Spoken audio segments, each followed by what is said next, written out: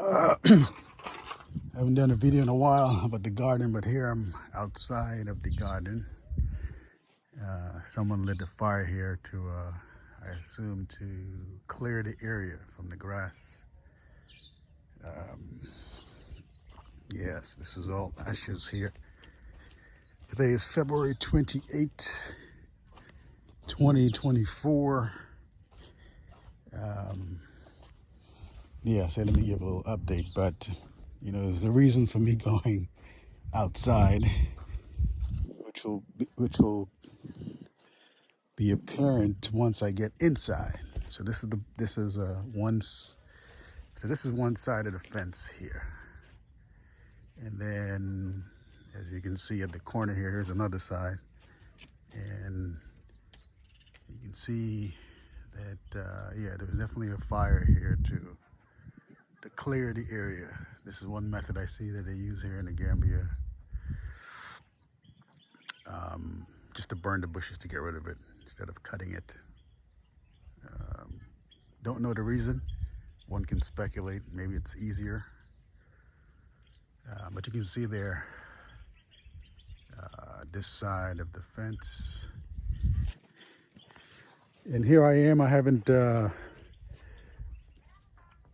So today, actually, I will mention from yesterday. Yesterday, I had a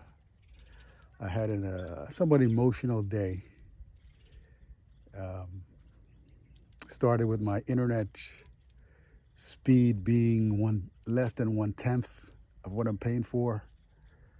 I'm paying for 10 megabits fiber, by the way. If you could believe that. You hear fiber, you're thinking fast, right? It's a joke here. But anyway, so I'm paying for 10 megabits a second, and checked the speed yesterday. So why do I even check the speed? I got up, I connected to my turned on my computer, connected to my account. I'm trying to download, and I'm seeing what's going on. Why is this thing taking so long? Then I checked the speed. It's showing me 500 kilobits. I mean, did you hear that? Kilobits, 500 kilobits. So that's less than 1 megabit, and I'm paying for 10. You see the problem? So that got me somewhat emotional, because I've complained about the speed and the inconsistency of the speed, and still nothing. But the fiber is provided by Gamtel, which is the only provider here for that kind of service. So obviously they got the monopoly, and there's no threat of competition, so they can do what they want. So that was number one. Then I went to get my motorcycle serviced, and there's service intervals. So I went there. Oil change is part of it, and checking other things, the clutch cable, brake cable, making sure everything, checking the battery, there's no corrosion on the leads. Guy didn't do it. So I say, hey man, you gotta do this, and I take out the manual and say, here are the steps of the things to do. Why you just don't follow this? These are all the steps for this service at 2,500 kilometers. These are the things you need to do. And then there's another customer saying, well, here, and I have to assume he means here in the Gambia, is sometimes it's difficult to follow those things. I said, why is it difficult? You see, I have a book here. You see, in this book are the steps: 1, 2, 3, 4, 5. So what's the problem? What do you mean it's difficult to follow? You have no answer for me. So I mean, this is nothing new. I'm used to these things, but for some reason yesterday, the combination of my so-called fast internet, quote unquote fast, at kilobits. I mean, we're talking, I don't remember back when it was dial-up in the US. If maybe it was that slow, I don't even remember. You see what I'm dealing with here. So I was really emotional about that, and then I said, okay, well, I'm living a life of peace here. This is, the key to peace is understanding that things are the way they are. Meaning, not that it cannot change, but you have to understand things. The fact that these guys don't go through a checklist, that's just how that's what it is. It is what it is, right? That's the reality. It's not what I want it to be. It would be nice if they had a checklist and go through, but that's not the case. So I went to bed. I woke up this morning and come to the garden now. I was like, I'm so happy to be here. The quiet, the peace. I can see things growing. Let me turn around. This is a manual turnaround because I don't know on my phone here. I don't know how to switch, or I think on my phone, on my iPhone here, once the video has started, I haven't found out how to switch from one set of cameras to the other. So I'm doing manual switch. So there we go. Manual switch. Now let's head back inside. You see my motorcycle here.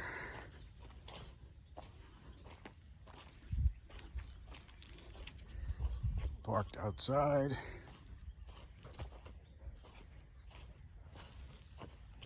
So going around to come in. Morning. Morning. How are you? How are you? Good, good. Fine. Hello, sir. Yeah, right.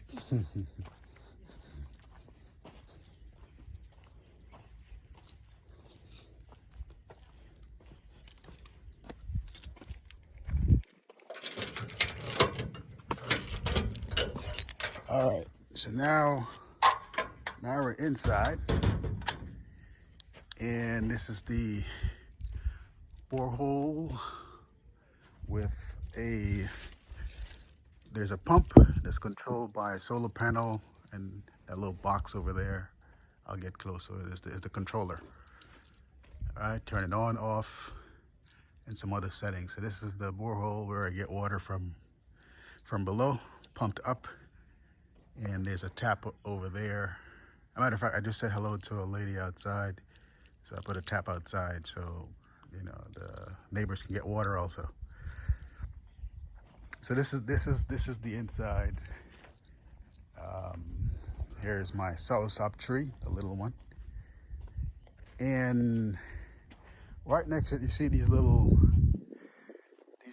areas, these little rectangle areas with. So this is onion. This is red onion that was planted here by my neighbor. His name is Peter Mendy. He's a Manjago. Here in the Gambia, that group of people, they migrated from Guinea-Bissau over there. I think the national language over there is Portuguese, but they speak their own language, Manjago. But anyway, this guy Peter, man, he's a very hard worker. Many thanks to him, because he comes here and helps the water. His family, they planted these onions, so you see the onions that come along very nicely. This whole area here is red onion. So back to my emotional state. So I came in here, I was like, man, look at these onions. So beautiful. Everything is just look at nature, This is how things should be. Nice and orderly. Except for we humans tend to just mess up the order of things. So here's my these I transplanted it from his yard a long time ago. They were very small. Now you see the papaya coming along very nicely here. So I'm coming in here and I'm looking at all this. I look at my plantain. So I got so the honest truth here. You see, I have there's 4, and then I'll go in the back. There's another one in the back.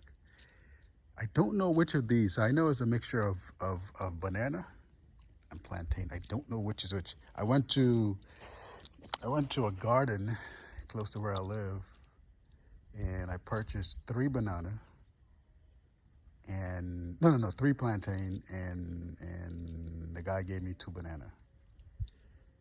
I don't know which is which. That's the honest. So this could be plantain. But the bottom line here is, you see these trees that look very similar. There's 3 banana. Well, this one here is definitely banana. This is the first one I planted. I got this from my neighbor where I live. He gave me one of his suckers, and so this is it. So I know for sure this one here is banana. The question is, which of these? This could be the 3 plantain,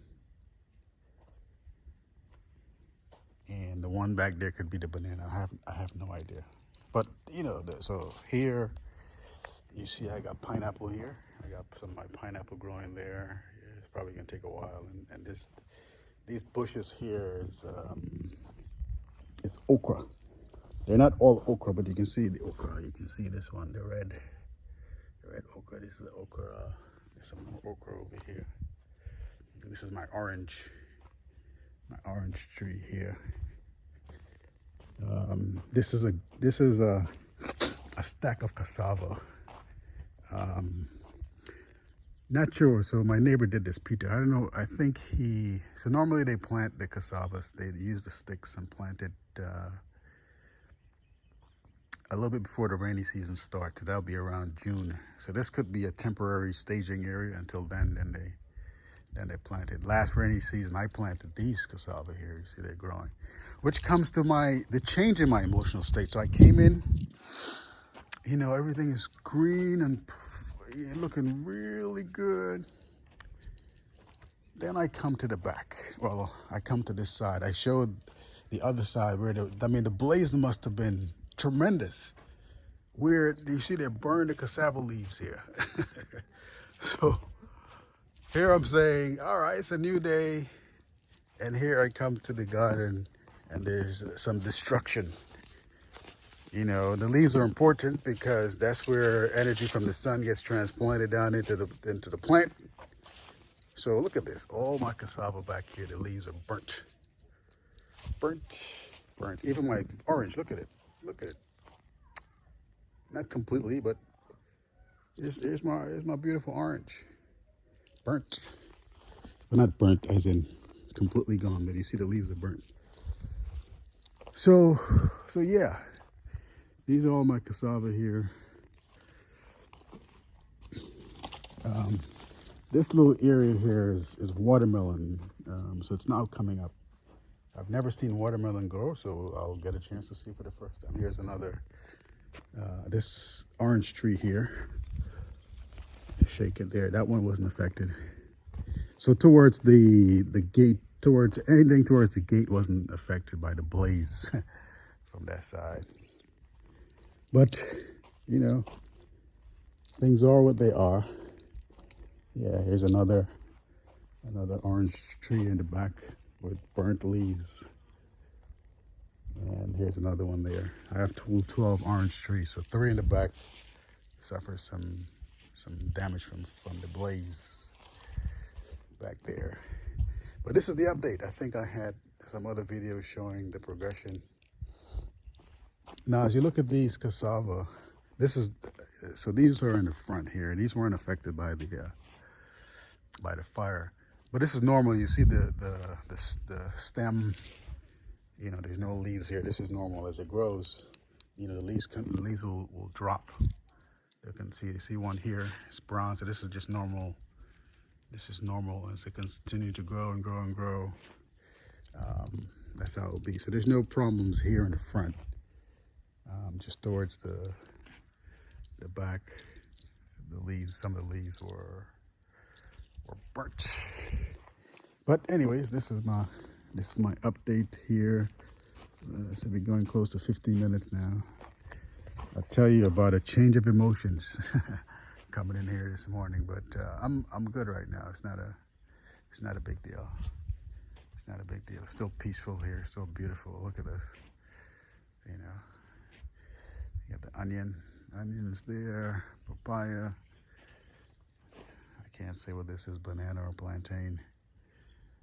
Got the pineapple going over there. Orange. Yeah, the garden has come along very nicely. Very nicely. All right, we're coming up in 15 minutes, so I'll complete the video for this time. I haven't had an update in a while. So until next time.